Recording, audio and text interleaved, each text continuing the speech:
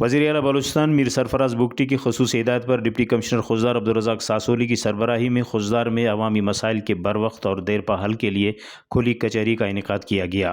شہریوں نے اپنے اپنے مسائل پیش کیے۔ کھلی کچہری میں S S P Khuzdar Shahzada Umar Abbas, wing commander Kalat scout lieutenant colonel Zeeshan, district health officer doctor Muhammad Naseem Lango سمیت تمام محکموں کے سربراہان موجود تھے۔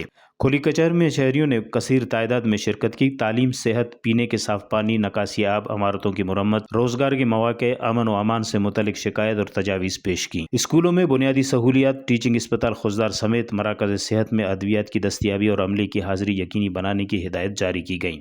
ڈپٹی کمشنر خوزدار نے کہا کہ شہریوں کی شکایت کے ازالے میں کسی قسم کی غفلت یا کوتاہی برداشت نہیں کی جائے گی۔ کھلی کچہری کا مقصد حکومت اور عوام کے درمیان فاصلے کو کم کرنا اور عوام کو ان کی دہلیز پر ریلیف فراہم کرنا ہے۔